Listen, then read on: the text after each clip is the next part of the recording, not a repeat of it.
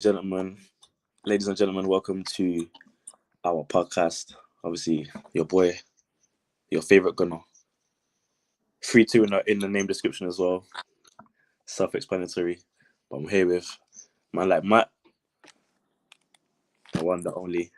So yeah, obviously another Big Five podcast today. United got kicked out of the discussion, so it's no longer six. Now I'm playing, but if anything, it'll be Liverpool getting kicked out. They're looking shaky right now.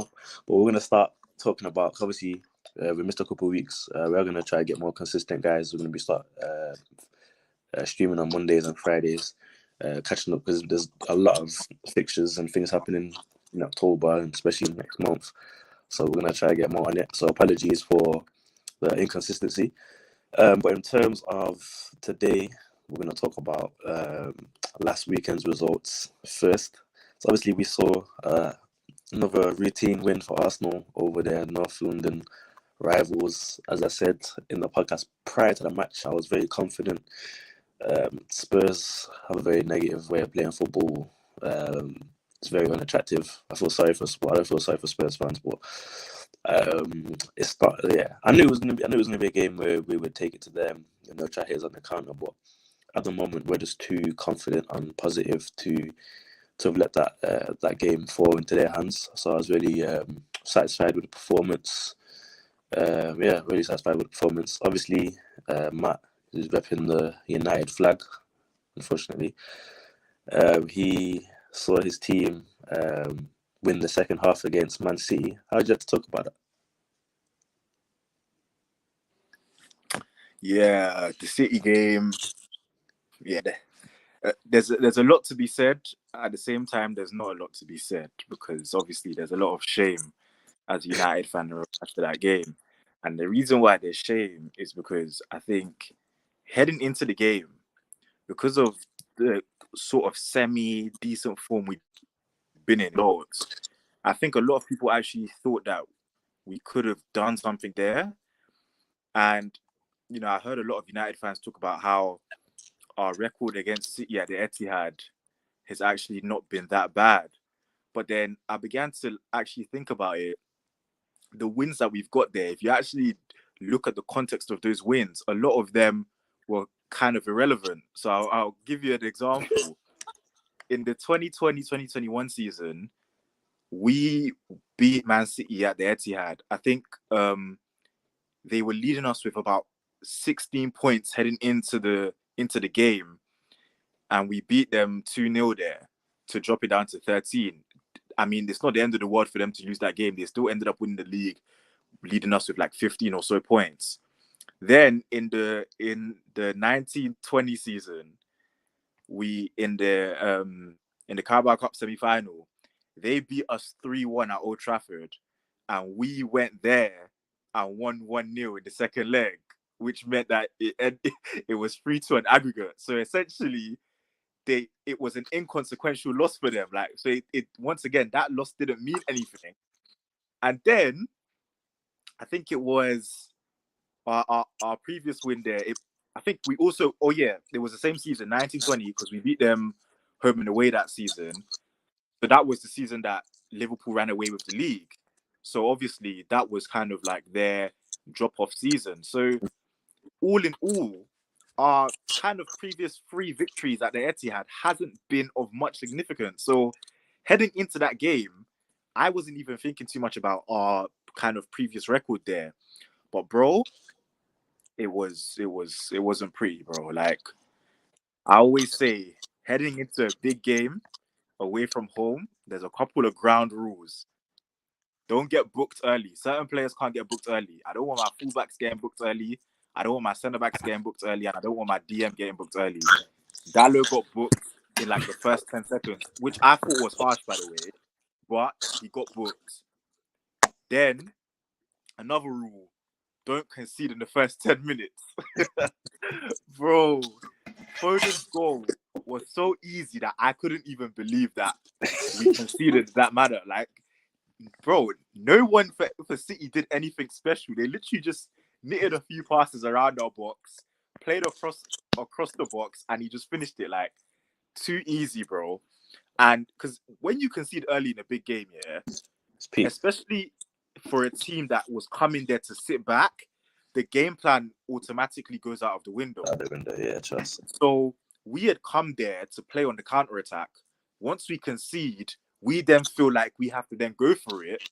But the problem with us going for it was we probably hadn't trained for that beforehand. And so we were so disjointed in trying to press them that we just left so much space in behind. People have been calling Martinez the Butcher. They've been calling Varane the Rolls Royce. And Haaland bagged the Hattie. Foden bagged the Hattie.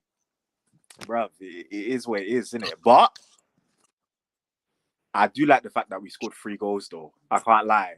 Because I always think, yeah, Pep probably was a bit furious that we got 3 goals. Like, it's like, this game should have really been 7-8-1, and yet it's ended 6-3. It looks like an exciting game. It looks like at one point we were in it, and then they just pulled away. But really and truly, it was a battering. But I like the fact that we got 3 goals. I like the fact that we won the second half. As shameless as it sounds, I like the fact that we managed to score 3 goals. Because, bro, let's be real. Pep tried to humiliate us, bro. Did you see when it was 5-1? He put on bare subs. He took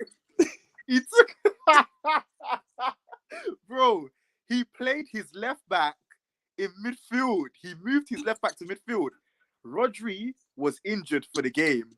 He put Gundogan in DM and took Gundogan off and played his left back in midfield.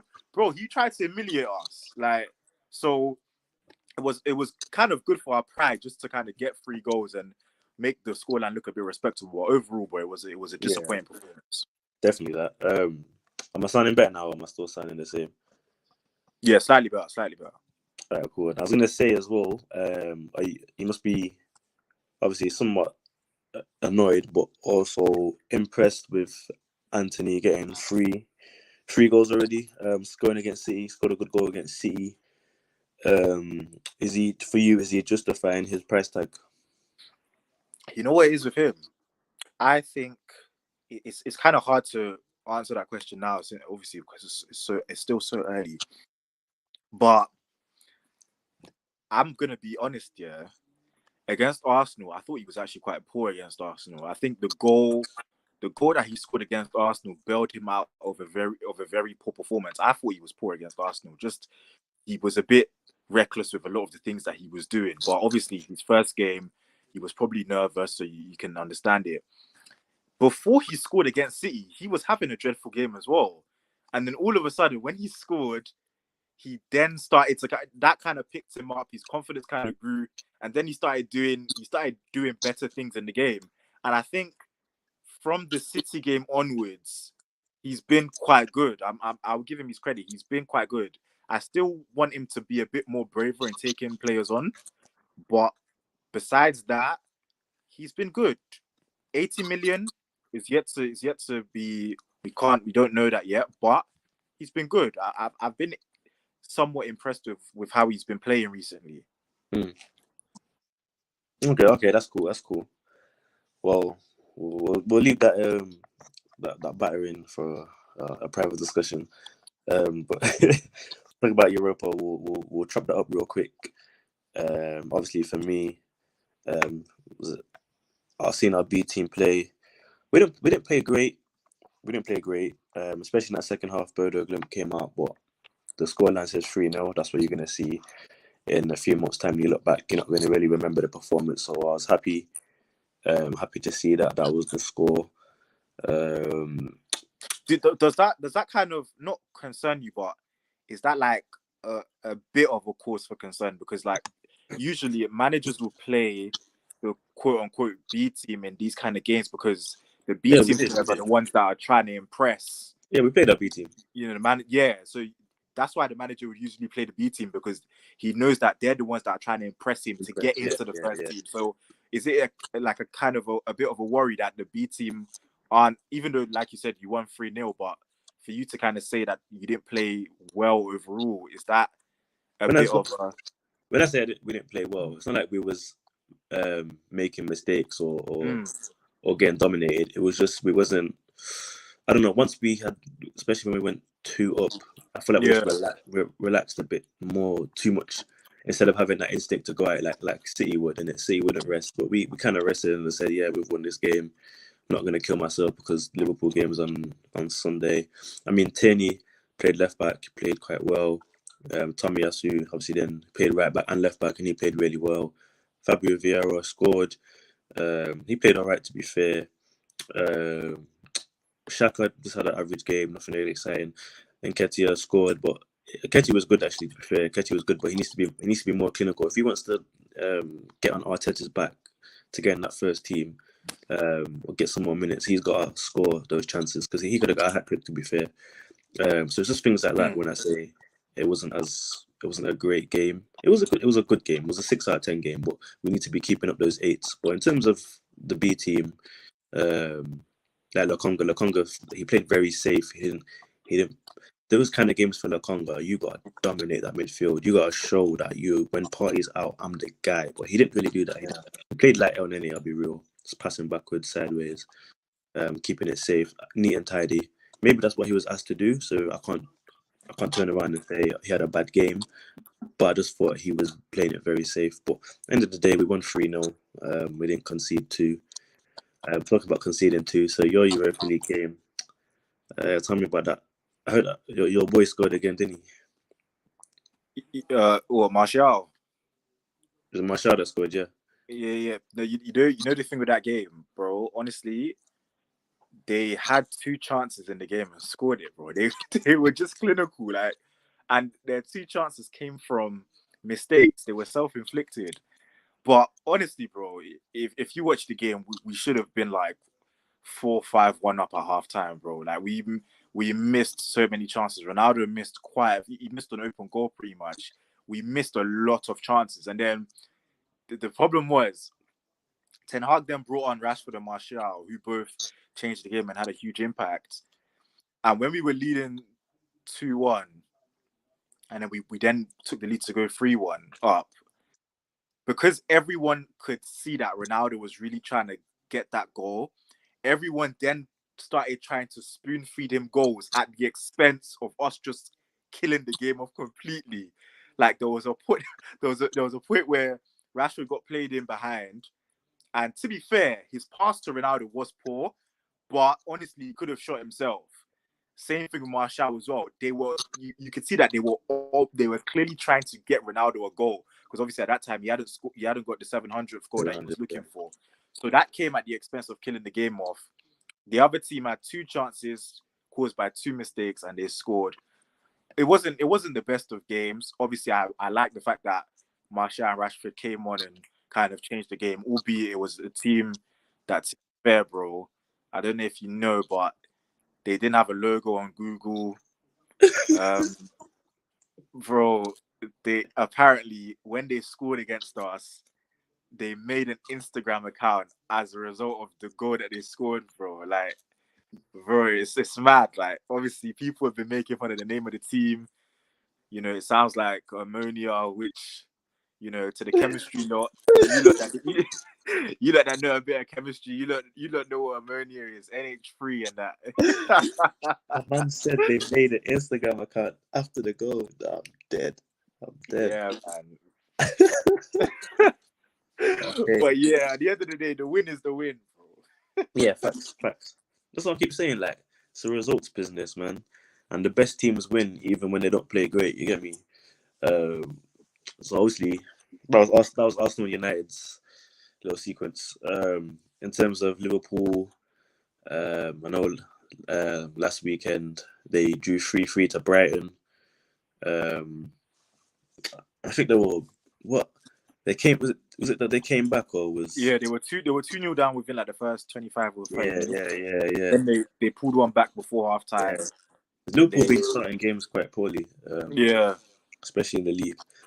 I know they got that 2-0 win over Rangers. Klopp changed things, went 4-2-4. Obviously, Rangers, they're not really the same Rangers under Gerrard, in my opinion. They're a bit more vulnerable now. And then we know Chelsea did well. Chelsea got a couple of wins under Potter. Potter will be happy with that. They beat Milan as well, which is a good. good little draw to have in your Champions League group stage. You know, you beat a champion of a different league. It's definitely a good feeling. So that was good for them. And then obviously they slapped. Yeah, I think with Liverpool, it's a bit, obviously it's a bit sticky, and we'll get onto the game yesterday as well. But just to speak on them in regards to the Brighton game and the Rangers game.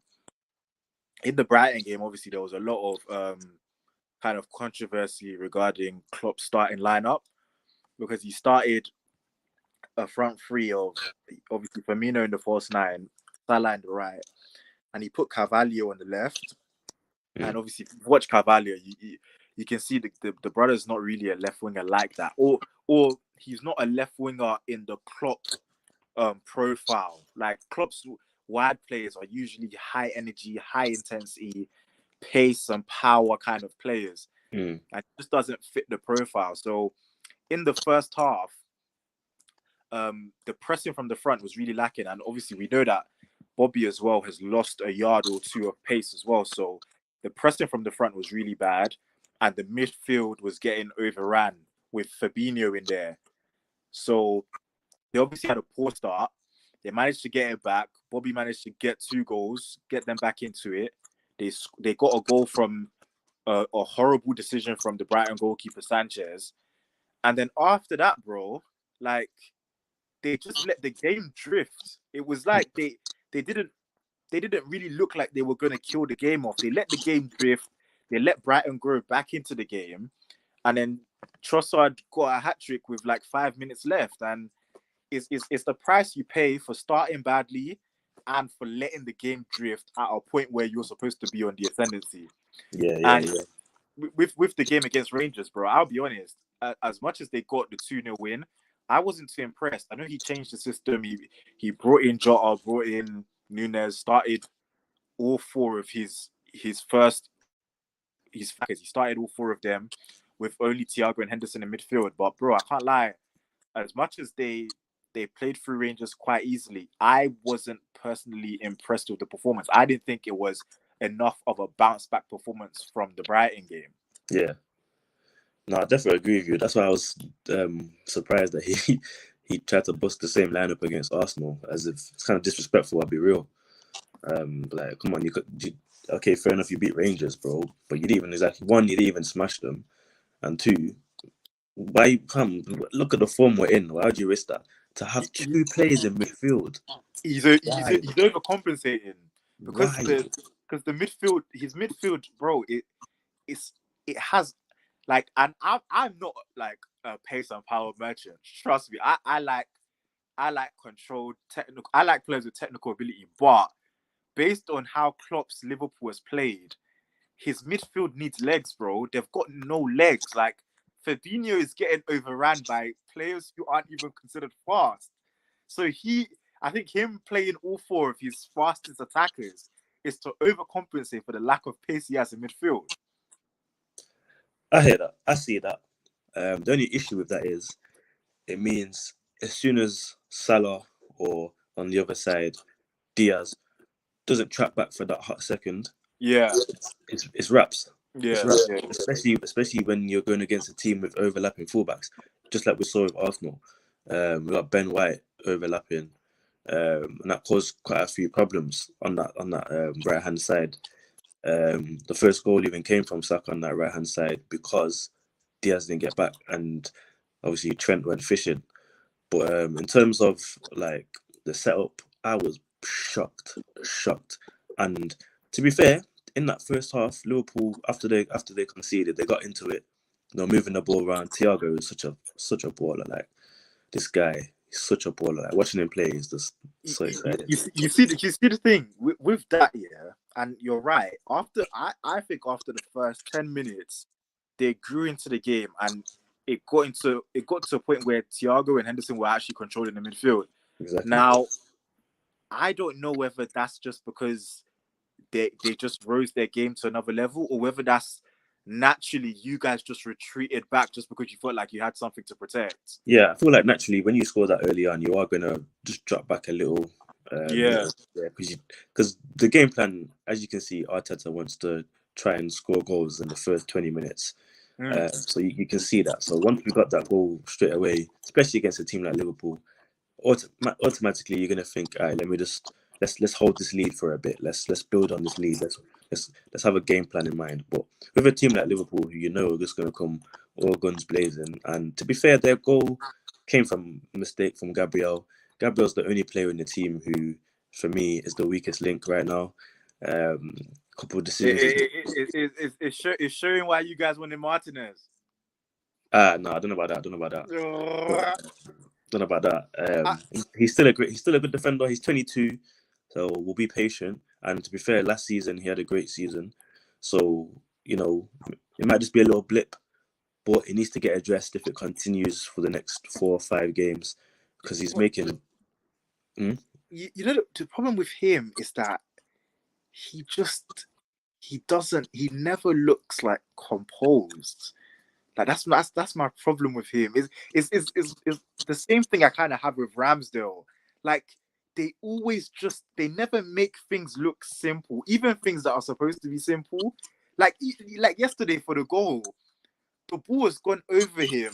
All he has to do is just retreat a few yards back to ensure that he can get ahead on it, or take it down and kick it away. Instead, why are you trying to kick the ball with your face in your own goal, stretching for it, and there's a player next to you, bro?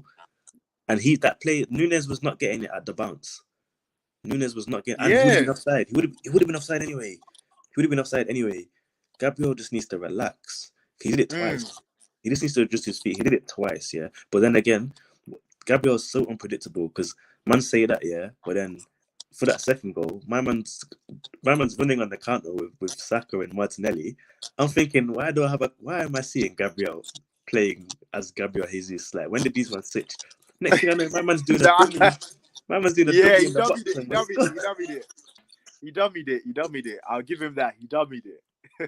I'm like, fair play, bro. Fair play. Like, you had a 2 out of 10 moment, then you do an 8 out of 10 moment. Like, I can't do this guy, bro. He's so unpredictable. Like, he will concede and then bag a hat trick. I swear, bro. Like, he's mad. But obviously not literally bag a hat trick. I'm being dramatic for anyone who's gonna be like, you're sharp. But no, I was very baffled. But end of the day, he made up for his mistake. I thought Saliba again, solid. Tomiyasu, solid.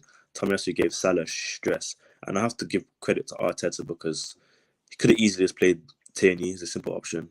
Don't know if you thought, because Salah would cut in, that Tomiyasu would be more, because he's obviously naturally right footed. He'd be better. Yeah. And Tomiyasu actually has a really good left foot as well.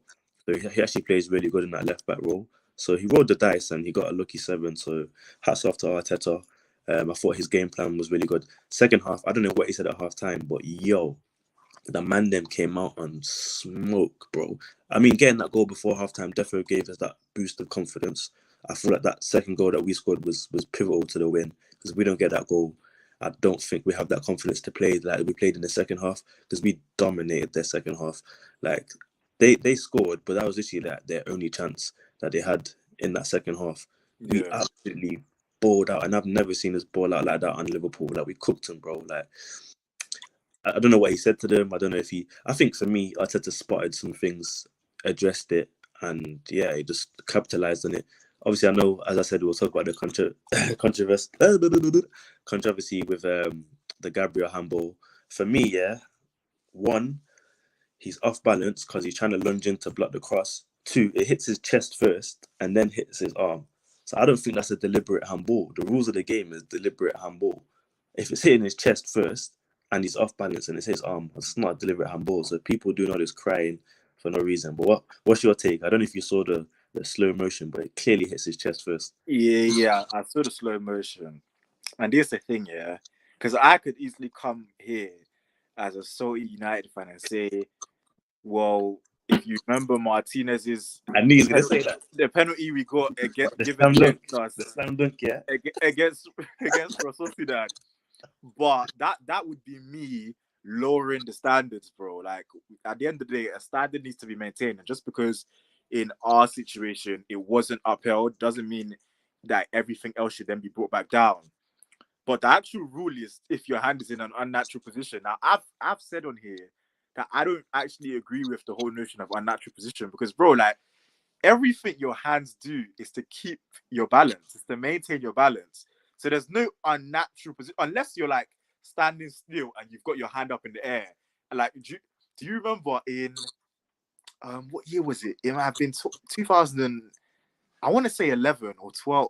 It might have been 11 or maybe 10 when Tottenham, the last time Tottenham beat you at the Emirates, and Fabregas, they had a free kick, and Fabregas was standing in the wall, and they've taken a free kick, and Fabregas literally put his hand in the air, and the ball hit his arm, and the referee gave a penalty. Now that is a blatant penalty.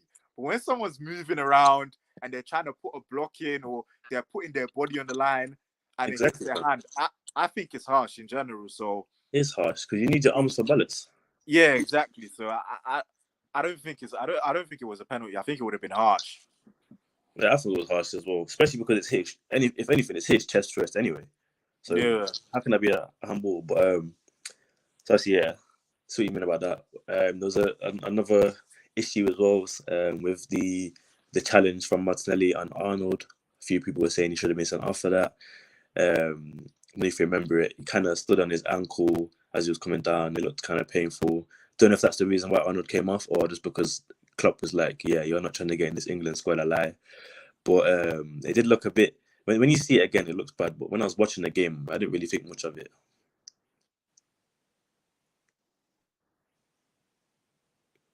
Oh, seemed to last Matt for a hot sec. We're so good, it's so good. So yeah, I didn't feel like there was much of it myself. But can you hear me? yeah. Yeah. I don't know if you thought it was a bit cynical or. Nah, I mean, people try to bring up like the Royale one. At the end of the day, yeah, What? You can't compare that, man. yeah, because you know the thing with the Royale one, you can see that he's tried to actually foul Martinelli. Exactly. He may not have intended for it to be that bad, but you can see that he's tried to foul him. Bro, Martinelli literally just followed through on a cross that he tried to play across the box. Like it was purely accidental. It wasn't. No, That was yeah. never. There's just so many Liverpool fans crying, man, because their team's dead, bro. I'm sorry, guys. You lot have had your 7 years of fun. It's the Klopp 7th year fallout. How can you, man, beat Bournemouth 9-0 and then be 2 positions below them? What is that? That's crazy. That's crazy, fam. That's not crazy. That's crazy for Bournemouth. Like, that's wild. How can you? Nah, I'm not even getting into it. Like, I got a lot of respect for Liverpool. I got a lot of respect for Klopp. For like everything he's achieved with that small budget. Came in with a very average team. Like, let's not forget 2014, 2015. That Liverpool team was awful, bro. Awful. These men had the likes of Skirtle and them, man. And yo, allow it. I'm not even getting into it. So I have to give him props, but I'll be real. As you can see, the average age of the squad was going up every year. We wasn't really seeing huge replacements. Like, I don't even think there's a right winger. If Salah gets injured, who plays right wing? Nunes for me, pointless signing, and Firmino has proven that because he's had less minutes and scored more goals. You know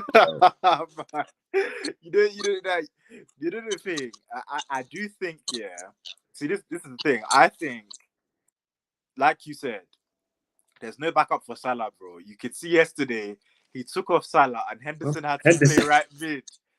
Bro, I thought I thought I was seeing Sunderland Henderson, bro.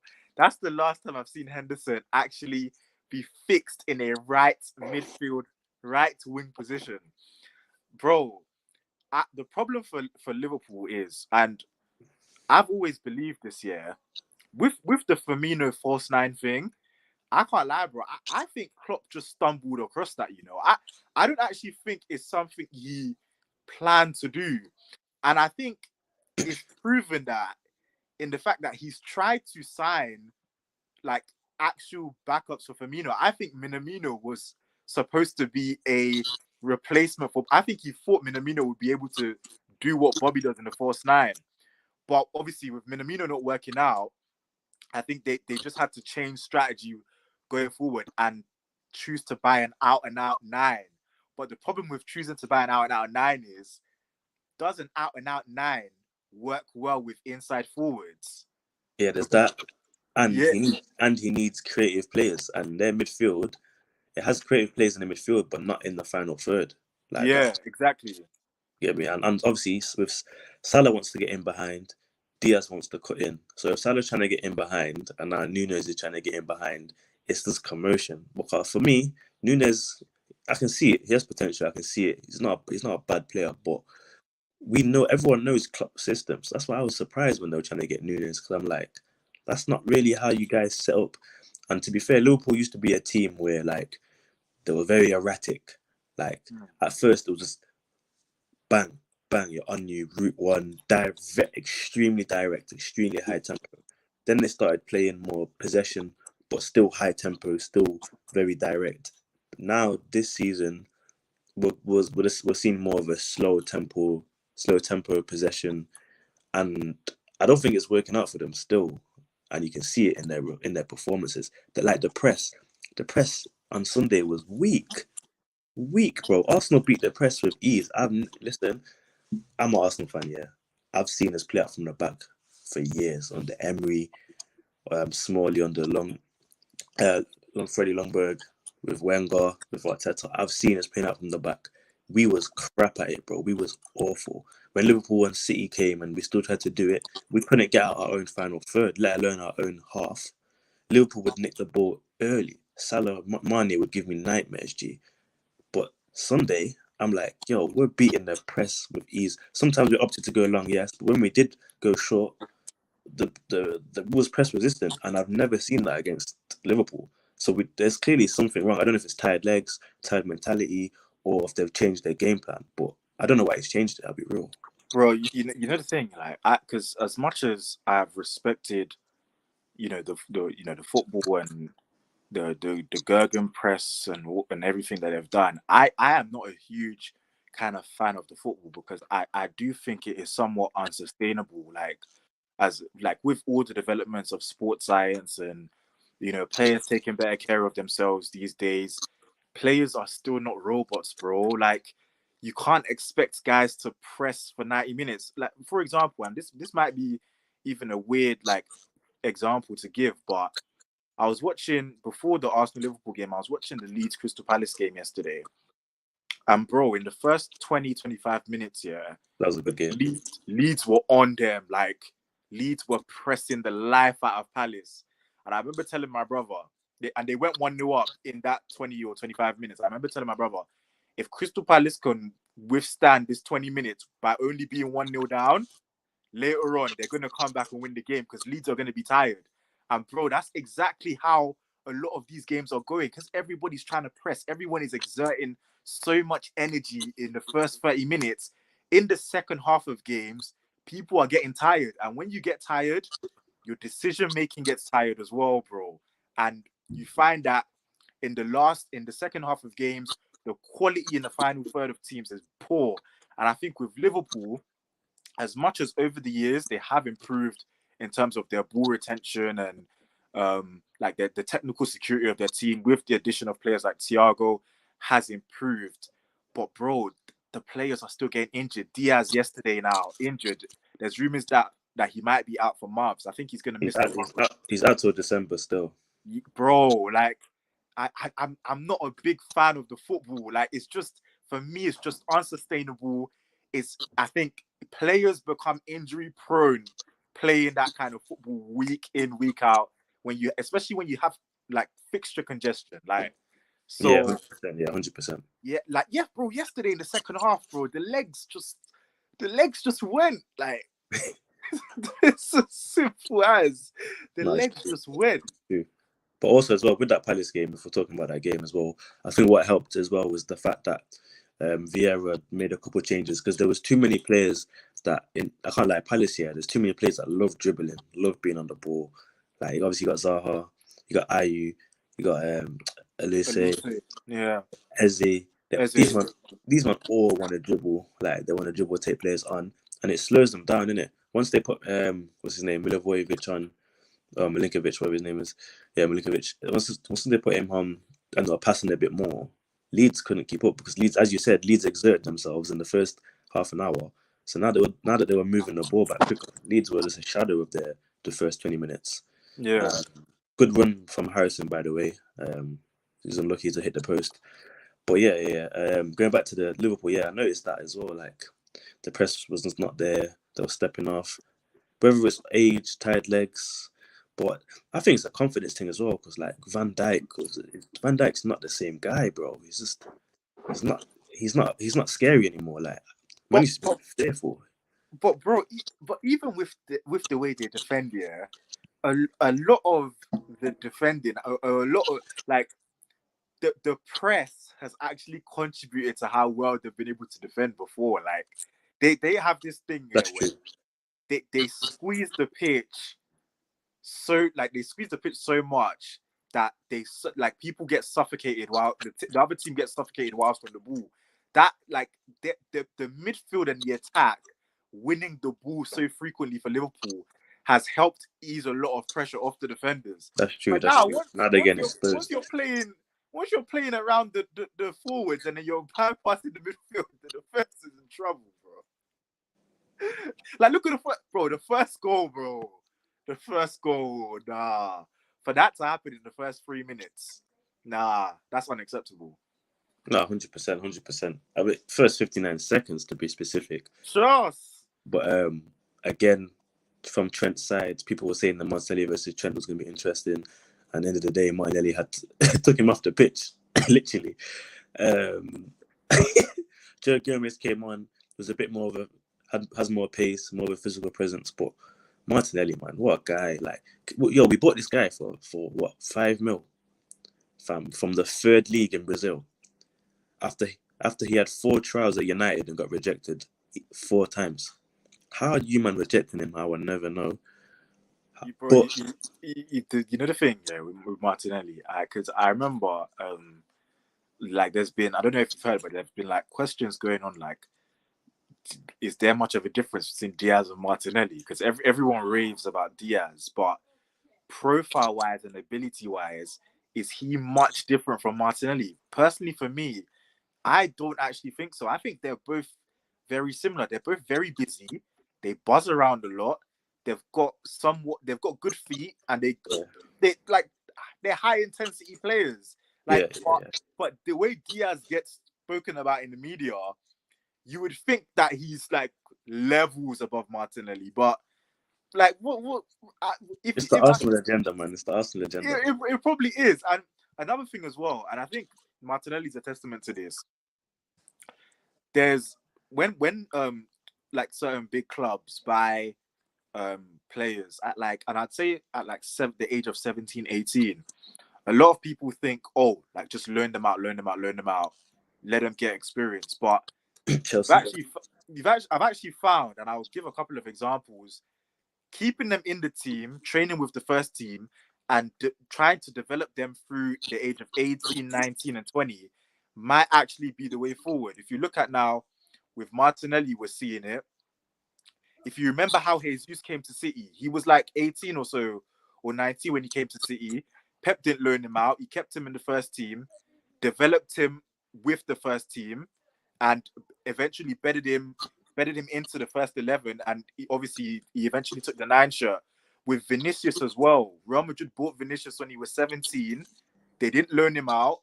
They kept him in there, training with the first team, and obviously developed him through his teenage years. And now we're seeing what he's doing now. The same thing they're doing with Rodrigo.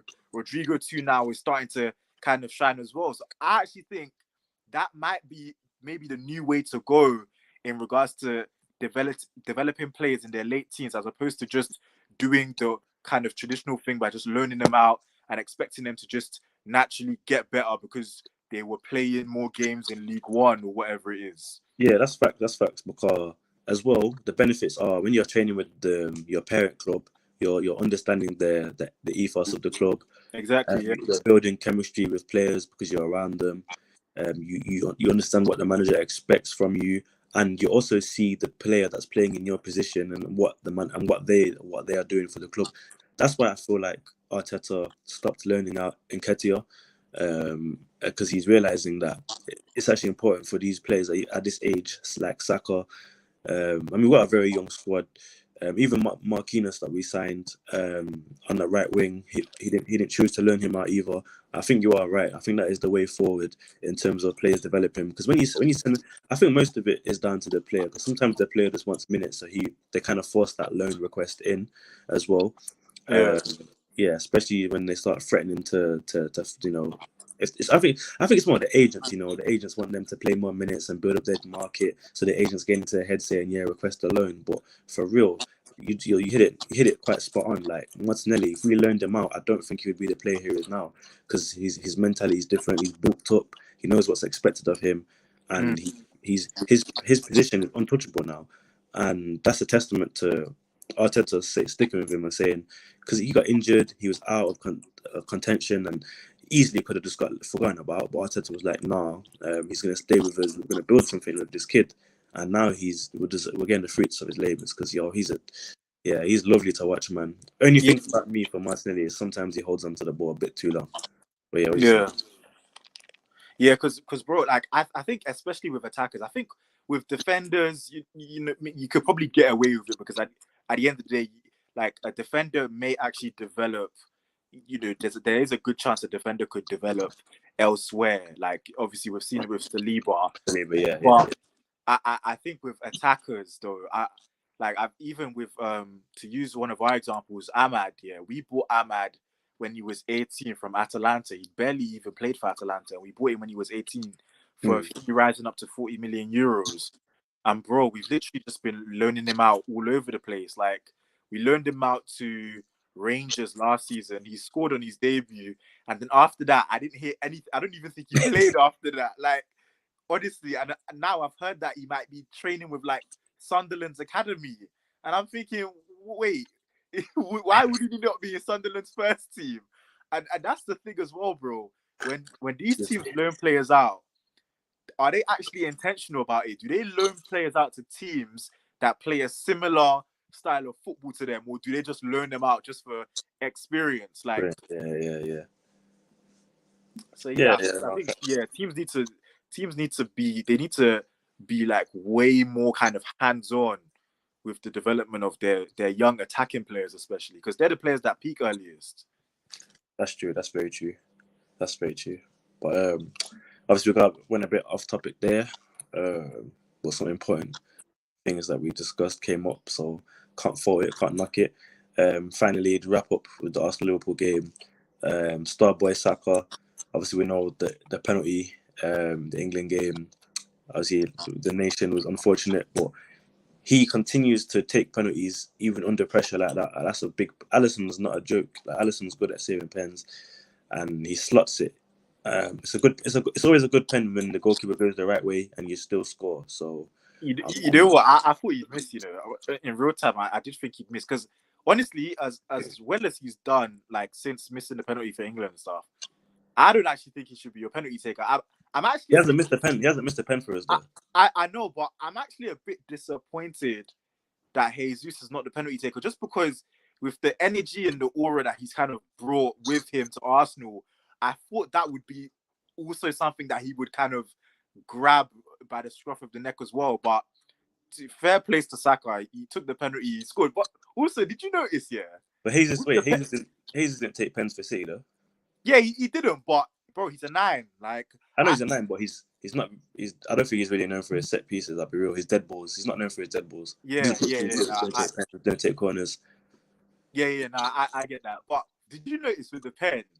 And maybe you might have to go watch it back. Did you notice that Alisson stood a bit more to one side than he did to the other? I think he was trying to entice Saka to play it where he did, but then he still didn't reach it. Like it was just a bit too far for him.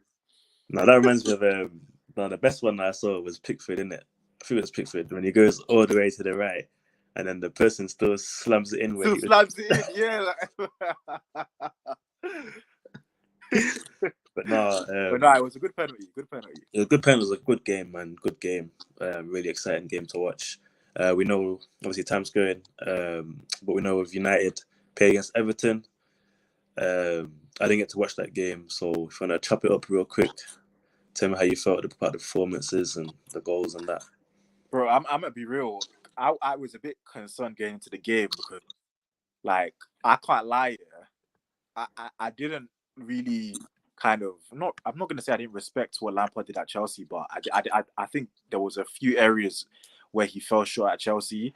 But with what he's done with Everton, especially this season, he's began to kind of win me over. Like I can see where he wants to go with the crop of players that he has, and with the players he's brought in.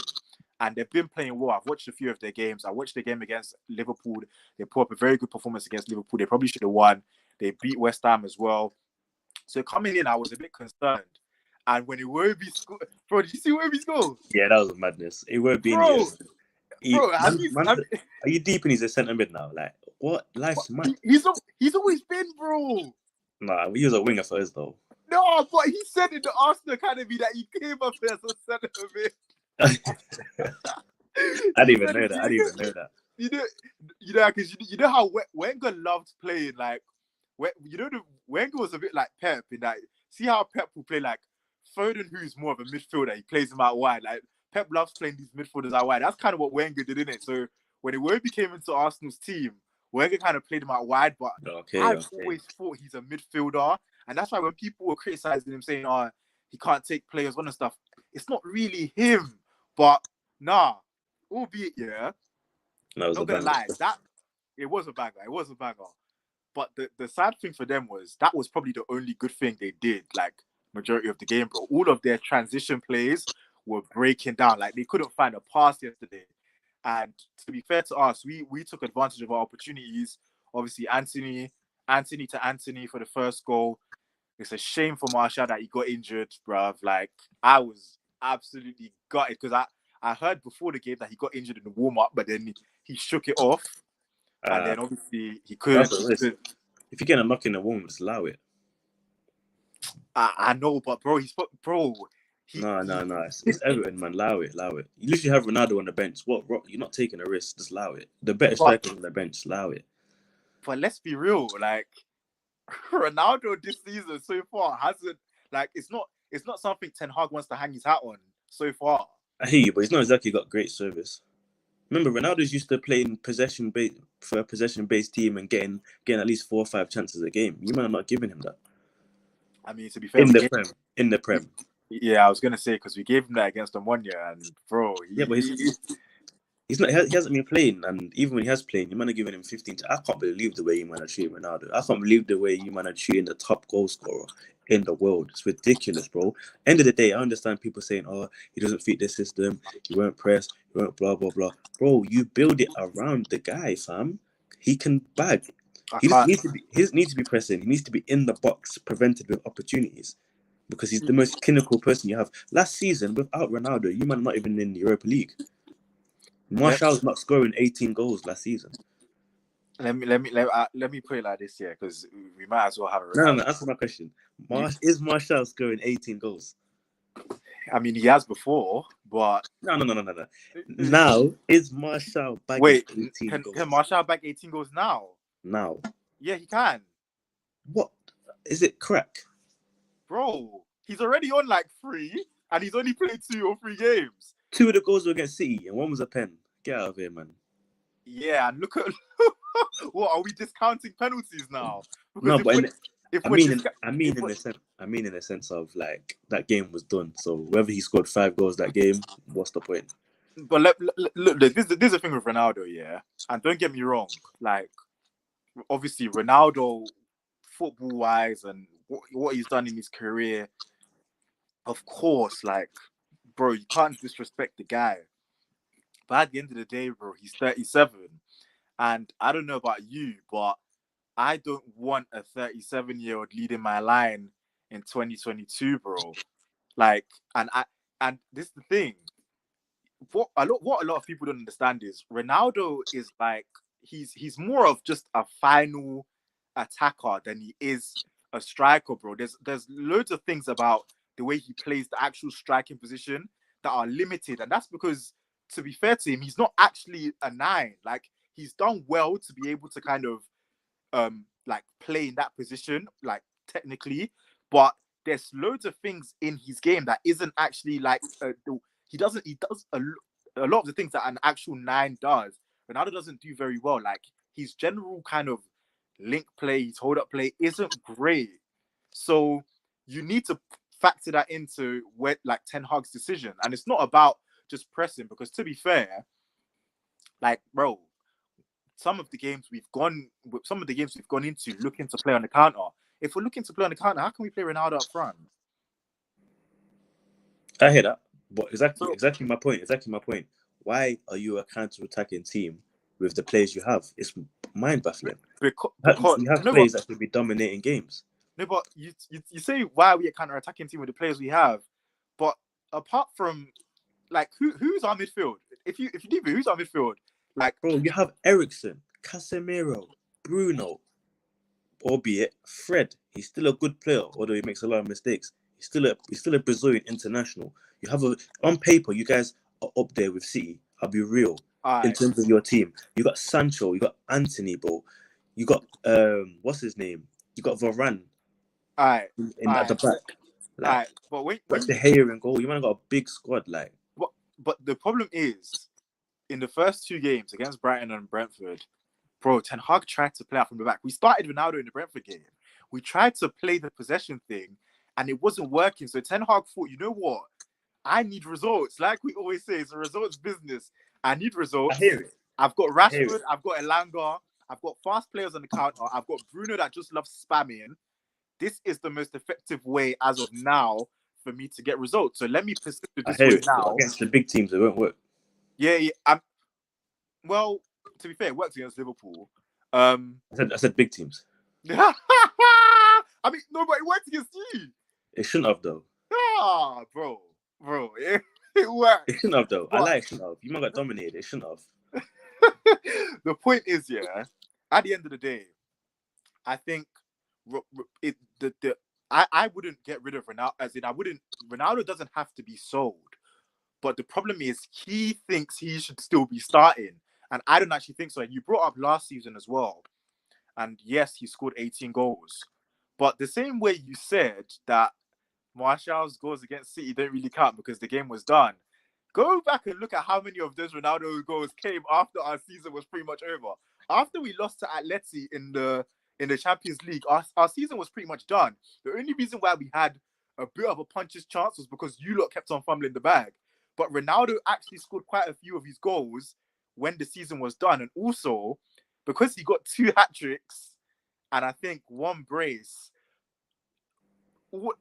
I think the stat was he played 33 games and all of his 18 goals came in about 10 of those games. So that means in 23 games, he didn't score. And another thing, I know, because I've heard Roy Keane say stuff like, oh, well, Ronaldo scored. It wasn't, if Ronaldo's the one scoring and no one else is, like, is it their fault? But it's not just that. The alarming thing was when Ronaldo came in, for some reason, everyone else's goal output reduced. Like, what? Is that a coincidence? Like, Bruno before Ronaldo came in, I think Bruno had like 4 goals in 3 games. After Ronaldo came in, bro, he ended the season with like 9 goals, bro. Greenwood had scored 3 and 3. Obviously, we know what happened to him. But when Ronaldo came in, his goals evaporated. Like, why did the rest of the team's goals suffer when Ronaldo came in? Like, why was he the only one scoring? Can somebody please answer that? No, I hear that. But boom, now man take Ronaldo out, and like I'm not really seeing one player step up to the plate like that. Nah, but bro, this season goals haven't been our problem, bro. So far, it hasn't. Like goals hasn't been the problem. It hasn't been. Bro, as we're not playing great football, but we've still been managing to score goals. Fairs. I can't lie though. A couple of the, especially before the City game, where people were saying the United are getting back. For me, I wasn't convinced because the wins that was scrappable wins, man. Yeah. They weren't convincing wins. So I knew City were gonna slap, man. I knew it. I can't lie. I knew it. Like I was like, yeah, United are getting violated today. It's peak. But I hear what you're saying. The Ronaldo thing, it's a weird one, innit? But like again, for me, obviously Casemiro, my man's joke. My man lost the ball and then gets the assist. This guy's funny, bro. Bro, the way he tackled Iwobi, bro. He just picked his pocket, fam. Like, Yeah, picked his pocket and then slotted the ball. And to be fair, yeah, that Ronaldo goal shows me that I can't lie. You feed him, he's still gonna bag. I'll be real, because for me, Martial doesn't score that. He could. Nah, Martial would have tried to cut in and overcomplicate it. He could, because bro, the thing is, Martial say that. would have tried to You know cut the funny in. thing, you say that. Martial and Rashford would have tried to cut in and overcomplicate it. The funny thing about that is, you said Martial and Rashford would have tried to cut in. Against Real Sociedad, Ronaldo had probably an even better opportunity being played for a goal, and he tried to cut in and he flopped it, bro. Like, so, bro, look, at the end, bro, Ronaldo's 37, bro. Like, I know, bro, he's 37. Like, no, I hear it. But you have to remember as well. He shouldn't be starting for Man United. He might be 37, but I've seen those videos with the test. Like, I think it was last year, 2 years ago. They said he had a body of a 22-year-old, bro. So I don't think it's a case of him now being 37. And bro, Ibrahimovic is 41 and he's just been given a year extension. I'm not hearing it. Okay. And what role is Ibra playing in Milan, bro? That's what I'm saying. Ronaldo can be in the team, but let him come on 60, 70 minutes when we need a goal and we need someone there. Let him be there. But in terms of and you know the problem with starting Ronaldo? No, let him go, man. Free the guy, man. Can you take Ronaldo off if you start him? Free the guy. Free the guy then. Free him. No, but if you start Ronaldo, can you take him off? You don't take him off, bro. But he's starting because when it's in the 93rd minute, when you whip in that corner, he's scoring that header, and he's winning you the game, or he's getting you 1 point. End of the day, as you keep screaming, it's a results business. Ronaldo will get you results. Okay, let me ask you this. You have to so if Ronaldo was having a poor game like Salah was having yesterday, can you take Ronaldo off? No, you keep him on. You put him in a different position. You keep him on.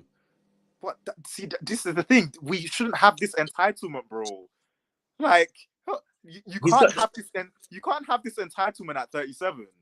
When you're Ronaldo, you can though. I can't lie. No. And this is why bro, we are moving into a different era of football. It's not a superstar-driven game anymore, bro. It's about systems. It's about play. It's about managers more so now, bro. Every player, a manager has to feel like he can take off every player. The PSG Don, he's just trying his best to manage those three egos at PSG. But if you watch those games, bro, he's taking them off. He takes Messi off at times. He's taking Neymar off at times, and he's taking Mbappe off at times. You need to be able to take off a player when the game isn't going the way you want it to go with them being on the pitch. But when you take off Ronaldo now, who do you put on? Who's going to win you the game? Bro, you put on the players that won us the game. Martial and Rashford came and won us the game the other day. Rashford won us the game against you lot. Sancho won us the game against Leicester. Hey, my man. Listen. Bro, he's 37. Sancho, how many goals has Sancho scored in 2 years? Bro. Anthony's already caught up with the youth. Bro.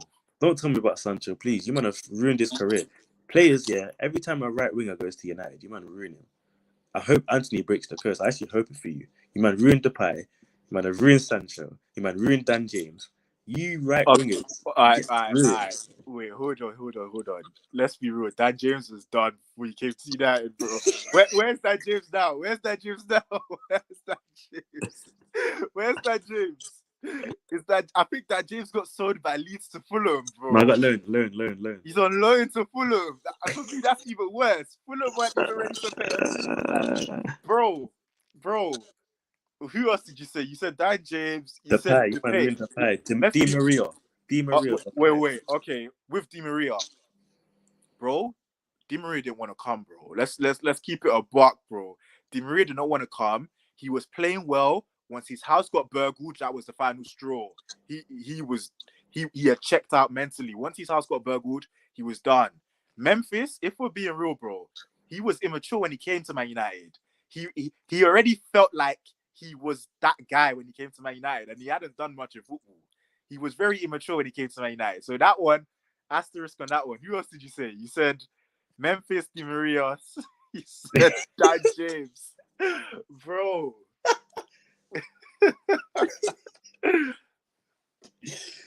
Nah, I hear it. I just feel like I'll be real though. I'll be real. Players go to United for big money, and it doesn't usually work out.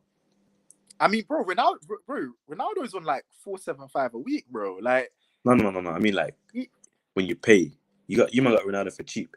We got it for 20 million, bro. 20 million for a 36-year-old, bro.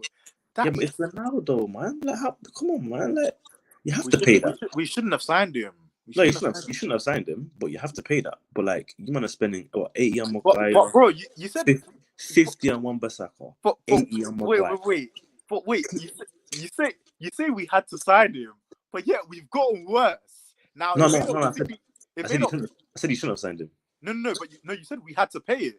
No, you had to pay it. You had to pay 20 mil, but you shouldn't have signed him. You can't pay what? You're not going to pay 5 mil for Ronaldo. Like, come on. I mean, bro, bro, his wages alone. He literally just got top goal scorer in the Italian league. You can't then sign him on a cheap. I hear it, but look, at the end of the day, I respect Ronaldo. Trust me, like my early Man United years, all of Ronaldo pretty much made my early United just me supporting United. Ronaldo was pretty much the guy that made those years for me. Like I still remember watching that 08 final like it was yesterday. I remember the first half in that final. I've always said this. That first half from him against Chelsea in 08 was one of the most complete 45 minutes I've seen from an attacker in football. And obviously he went to Real Madrid and tore it up. Obviously Juve, the actual intent behind him going to Juve and the outcome, he probably didn't achieve what he was brought in for. But regardless of that, bro, I respect the guy's career. Like, the guy is one of the top 2-3 players to ever play the game, bro. Yeah, and that's why you man bought him to win you the Champions League, but Yeah. No, I'll be real, because think about it. You didn't buy him for a future project. You didn't buy him for a midterm project. You bought him for a short fix. You bought him to win the Champions League. Bro, that even just sounds funny because it's funny you say that. We brought him to win the Champions League, but then the season before we brought him, we just lost the Europa League final, bro. Oh man, do you remember when Ricky said we brought Ronaldo in to win FA Cups? Bro. I remember that still. Who was arguing? I think it was Jamie. Yeah. Jamie was buffed. But no, time has definitely alluded to this. It was a good little convo about United. Quickly, we'll wrap it up. Obviously, with the other teams in the top 6, we know Spurs drew 0-0 with Frankfurt. Another sleeping game. This squad, I don't even know what they are, man. The players they have, why are they playing? They have like the most dangerous front three in world football, and they're playing this crap counter-attack negative football. Bro, that's why, like, I really wanted you guys to beat them, bro. Like, because I don't think that there's that much of a difference between the quality of players at Tottenham and Arsenal to the point where they feel like they should just surrender the ball to you lot. And that's the mentality they go into many games, bro. And I don't believe in that style of football. I think the style of football is unsustainable. We've seen managers that play that style of football. They have like a period where they win, and then all of a sudden it goes to pot. So, bro, ironically though, the game against Frankfurt, that was probably one of their better games, but their finishing just wasn't on it. But bro, Brighton, yeah, I wanted Brighton to beat them so badly. Yeah, I can't believe Brighton didn't win that game, bro. They kept trying to find the perfect goal. They kept passing it around the box. Yeah, they're doing too much. No one was pulling the trigger, bro. They're doing too much, and obviously Kane gets his little instinctive, yeah. Bro, this guy, fam, I can't wait for him to just leave, bro. Just go to Bayern Munich, bro. Go win a trophy. What are you doing with your career, bro? 200 plus goals for what? For what, bro? Bentner scored like 15. He's got more trophies than you, bro. Is Kane a Bayern player? Yes. He's a Lewandowski. You don't think he's a Lewandowski? But they got rid of Lewandowski. Yeah, because of his age. And how old is Kane? 30. Bro, with the ankles. I'm telling you, if Kane went Bundesliga, him and Mane and Sané, sorry. Bro, Oh my! you know And Mane hasn't been that I great. know he hasn't. I know he hasn't been it, but he's adjusting. Remember, he's adjusting. Yeah, I know, but you know, all these Liverpool guys, like people have been saying, oh, like the reason why Liverpool are in this position is because they let go of Mane. People seem to forget that in the first half of the season, when Mane was playing on the left, he was looking bad. Like it wasn't until he won the Nations Cup and then started getting played in the middle. That's when he kind of had a bit of a revival. But Yeah, that's true. These narratives, I don't know if Bayern want a Kane now, bro. I don't know. They said they want him. There's been Really? there's been strong rumors still that they want to go for him. I want him to leave, bro, because when he leaves, Tottenham will be they're already a joke now, but they'll just be a laughing stock. But yeah, if I was to combine Arsenal and Tottenham, I know what you're saying about they're not too dissimilar in quality. For me, I have to strongly disagree because the only players I'm taking from Tottenham is Son and Kane. I'm not taking anyone else. I think Emerson's awful. They don't have a decent left back. They haven't had a decent left back in years. I thought Rose was at bang average. Romero's alright. He's a bit rash. Lloris has lost it now. Then midfield, Højbjerg is just a poor man Shaka for me. I don't care what anyone says. But see, that's the thing. Like, yes, you're right in terms of like you may not take a lot of their players over yours, but it's the difference in actual ability on the ball. Like, is Bentancur so much worse than Partey? I don't think so. Not so much worse, but Partey's clear. Partey's better, but bro, Bentancur's not trash. Like He's not like trash. with He's a good midfielder. Bentancur and Højbjerg, if I've got Bentancur and Højbjerg against Partey and Xhaka, I'm sorry, I want the ball. Yeah, it's the same thing, I guess. Yeah, in that sense, it's the same thing. I don't get why they haven't surrender the ball to teams. They haven't got a creative cam, so it's more time Kane trying to pull the strings. And because Kane's trying to pull the strings, he has to drop deep, and then there's no one there. And they rely on their pace on the wings with your Son, now Richarlison, Kulusevski. He's not rapid, but he's efficient on the ball. Yeah. He's definitely a miss for them. But yeah, for me, I don't know if they watched Arsenal versus Forest last season, but Jed Spence ripped us up. So I'm just surprised why you didn't give him a shot. Like I told you, and I told you guys. Yeah, I remember he said Conte's comments when they sat. Bro, he said it's a signing for the club. Like, bro, he's not using that guy. He's not using that guy. Oh man. No, I hear it. As well, obviously we saw Chelsea rip up Wolves 3-0. Bit surprising with Wolves. I don't know what it is. Because like they haven't been playing bad football, but they haven't been winning games, and Chelsea pretty much told them about. No cutting edge in the final third, bro. Yeah, that's the issue. Literally. Yeah. And the thing is, they have decent players like Podence, Pedro Neto, like even a decent. Obviously, Traore, I don't know what he is like. Traore should be a world beater, but he can't even beat his garden right now. And it's just bro. The bad thing is, they had Jimenez. Yeah, remember Jimenez was a gunman before. Trust. Then he had that skull injury against you lot. Yeah, he had the Harry Osborne injury. He hasn't been that guy. He hasn't been the same. Then they brought in that 6'7" striker, Kalazidic or something, and he tore his ACL. So he's out for the season. And now they brought in Diego Costa, bro. I know, bro. Imagine you're desperate when you're going for Costa at this time in his career. But like even that Fabio Silva guy, he hasn't really lived up to it. Oh yeah. He hasn't really lived up to it. But for me, Pedro Neto is probably their best player. Bro, he got injured as well. You're lying. He's out again. He's missing the World Cup. He's a good player, man. I want him to come to Arsenal, be real. He'll be a good understudy for Marseille or Saka, I'll be real. I can't lie. At his best, he starts ahead of Saka. I can't lie. At his best, he does. He's better than Saka at his best. He's trying to get kicked from the chat room, I'll be at real. His best. Are you skunk? Go back and watch Pedro Neto 2020-21 before he had the ACL injury. That Pedro Neto starts ahead of Saka. He doesn't, bro. He does. But it's not a bad thing. It's a good thing. No. If you lot would have got him. No. He doesn't start ahead of Saka. I'll be real. It's fine. I think Martinelli performs better than Saka, but he doesn't get ahead of Saka. I'll be real. There's no way. Not only Saka doesn't need to prove himself anymore. He's that guy now. He's got the Mbappe contract. He's gonna start every game. Saka could literally not score for 15 games. He'll start. I mean, that's because you guys didn't bring in an adequate enough backup, though. No, Pepe was there, bro. Nah, come on. Arteta had no hope for Pepe, bro. No, but I'm saying Pepe's still supposed to be a decent player. Nah, Arteta gave up. Pepe did so many. Do you remember when Pepe got a red card against Leeds because he headbutted Alioski, and then Arteta came out and said, "Oh, he let the team down, bro." Oh, nah.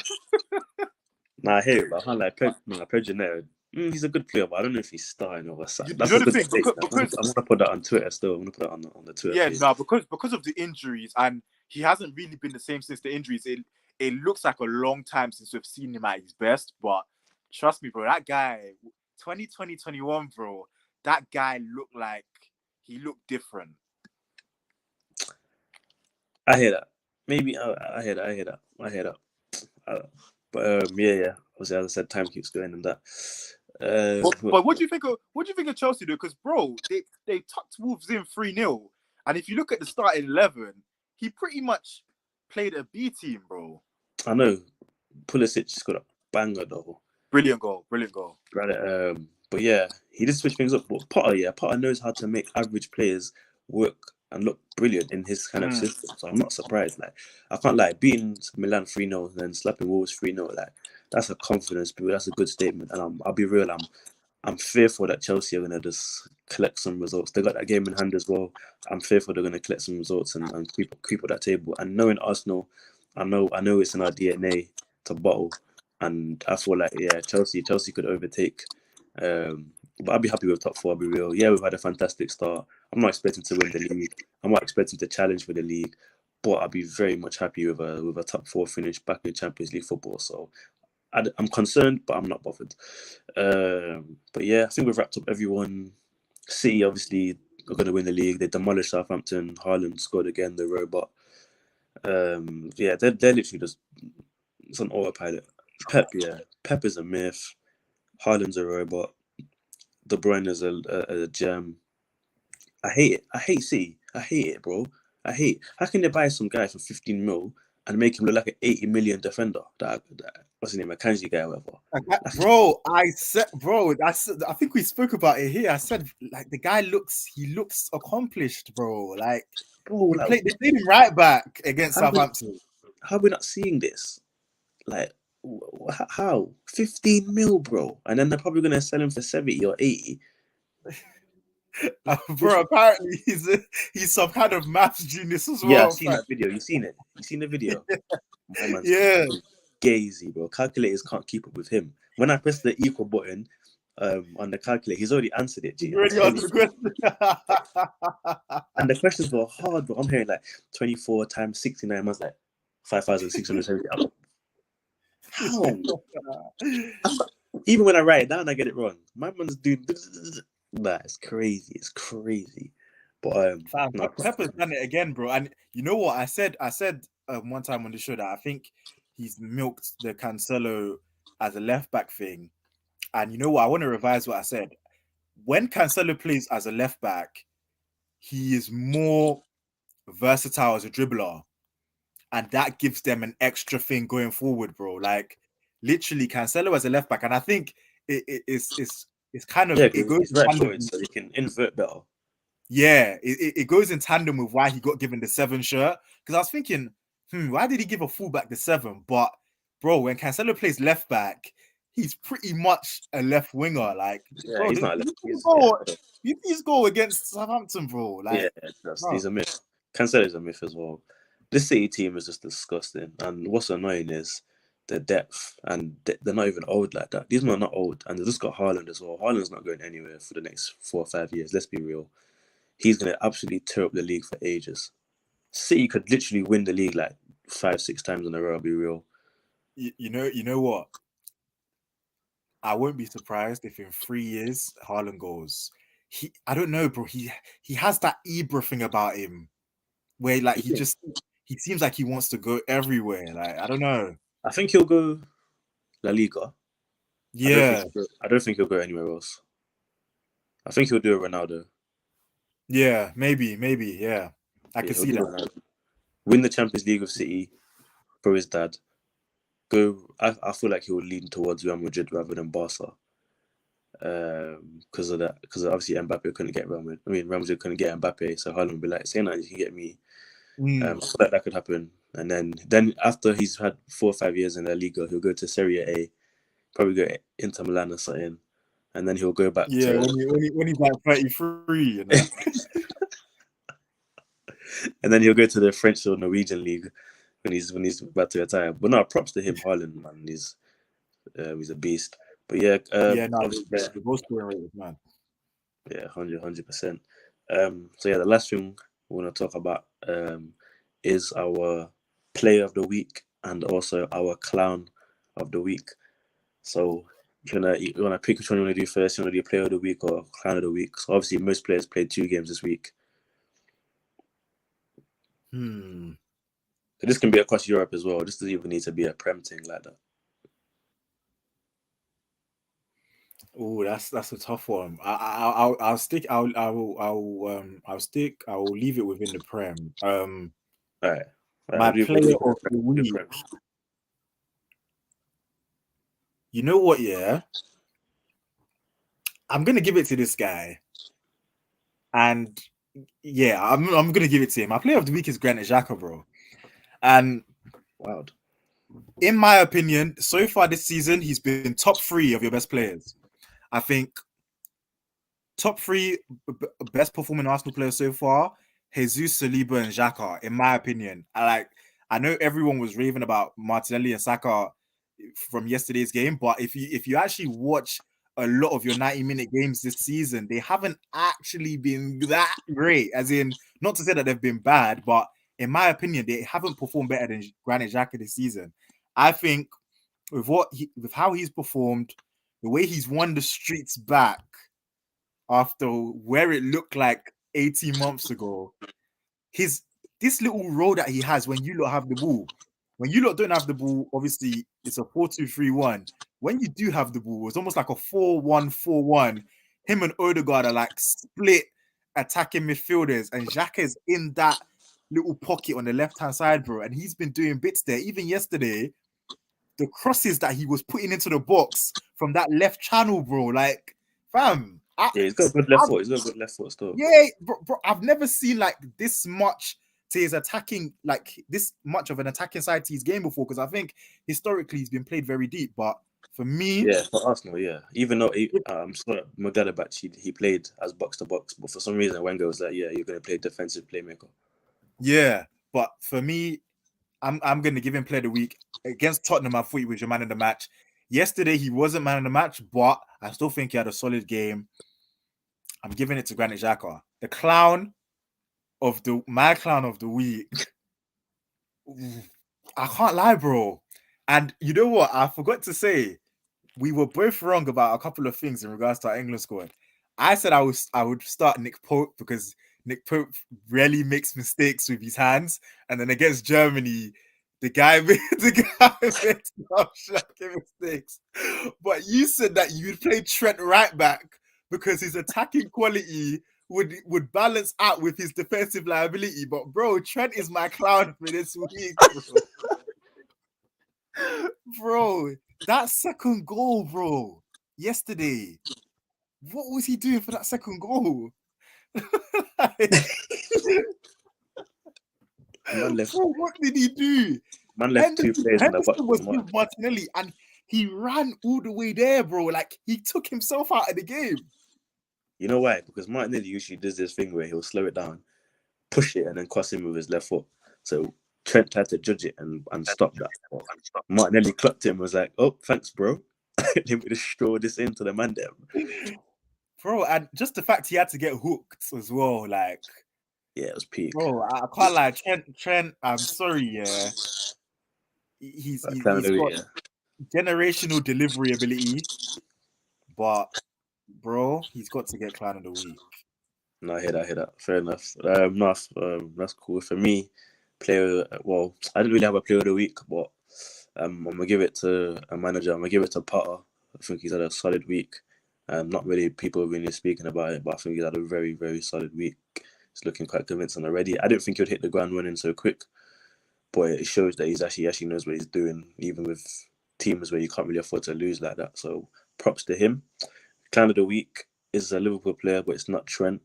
It was going to have to be Henderson for his comment towards Gabriel and what's been under investigation right now. I don't know if it was anything racial, so I'm not going to say he was racist or anything like that. But there's been a lot of rumours saying that it was a racial thing he said. Firmino and that's why Alisson. Jacko grabbed him. Yeah. And that's why Firmino was backing the Arsenal players and not Henderson. Oh, So Bobby, Firmino, man. I love Bobby, man. Obviously, Gabriel, Firmino, Alisson, or Brazilian. Oh, yeah. The Brazilian thing in the Prem is mad now, bro. Yeah, it's mad. And they weren't happy. They all looked a bit irritated. Alisson was like, what? Firmino was like, and then Klopp was like, I was like, nah, these facial expressions are killing. Did you see it when the ref came over to tell Klopp? Yeah. Klopp was like, huh? Klopp didn't believe it. So I don't know what Henderson said, but if it is something racist, the same way fans get banned from the stadium, this man needs to get banned from the stadium too. You get me? Can't be one thing for one people, one thing for the other. Because end of the day, this guy was wearing respect armbands and taking the knee. So if you're gonna be then start being racist towards Brazilians, bro, fam, get out of the league, to be honest, because you're not even doing anything for yourself anyway in terms of performance. Somebody said, I saw one before we wrap up.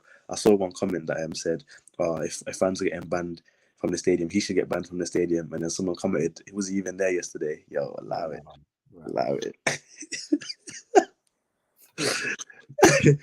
That finished me. But everyone, obviously we're going a bit over time and that, but we'll be back again on the Friday. There's some Champions League games going on. Obviously, the Europa League, the better competition as well. And then we'll talk about, we'll do a little post analysis on the weekend's game. Arsenal got Leeds, Liverpool, City play, United have got Newcastle. Not too sure who Chelsea have or Tottenham. But Tottenham and Chelsea, I'll be honest, I don't even care who they're playing. Like, them are dead to me. But yeah, Forest just drew 1-1 with Villa. Tottenham are playing Everton. Tottenham are playing Everton. And Chelsea got Villa. So Chelsea 3 points over Villa. Tottenham. So you say Tottenham got Everton. I can see Everton. Home. Yeah. Tottenham are at home. Yeah, Tottenham are at home, so they should probably get 3 points. I'm saying the draw. Arsenal, Leeds, Arsenal, City, Liverpool, City. That's at Leeds. That's at Elland Road. Ooh, I'm gonna go for a draw. Going for a draw. No, I think we'll beat Leeds. They'll try press and get tired, just like Palace.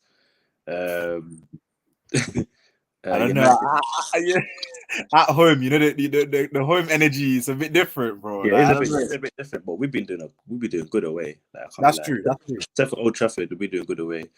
And for me personally, I feel like Selhurst Park away is a harder match than Elland Road.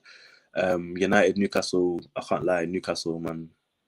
Eddie Howe's got them playing some good football, and you man are going to do in the counter thing again, and Newcastle's going to dominate.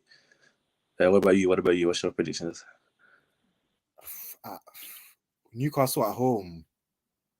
We'll beat Newcastle at home. We'll beat Newcastle. Oh, bro. We'll beat Newcastle. They haven't convinced me away from home yet. At home, trust me, they've beyond convinced me at home. Away from home, not so much yet. Okay, I'll agree with you there. Tottenham, Everton, what do you think? I think Tottenham will beat Everton at the Tottenham Stadium. I think they will do it. All right. Chelsea, who is Chelsea again? Villa. Chelsea at Villa. Ooh. I'm going to go for a draw. Cool. City, Liverpool, lastly. See, this is the thing with these games, because this could be the game that Liverpool turn things around. But I think City are going to put the nail in the coffin for this season at Anfield. Yeah, City, yeah. City. All right, cool. So that's the predictions. I'm going to write those down as well. We'll probably do a little head-to-head competition. But on Friday, we'll do the actual score predictions. Today, we're just doing match predictions. So on Friday, we'll do score predictions. But yeah, obviously, it's been great, guys. Obviously, me and Matt chopping it up. Back again Friday. Come on, you Gunners. Let's go win against Bodo. in Norway. And I don't think you need a bit of a pep talk or a bit of a hype for that, bro. Yeah. No, they're a good side, though. They're a good side. Don't get twisted there. I shouldn't be seeing COYG like all over the place. No, you need to. These men beat Roma 6-1 last year. You know, these men they can play football still. They can turn up. Who man got? We got Ammonia again at home. If it's not 4-5-0, bro.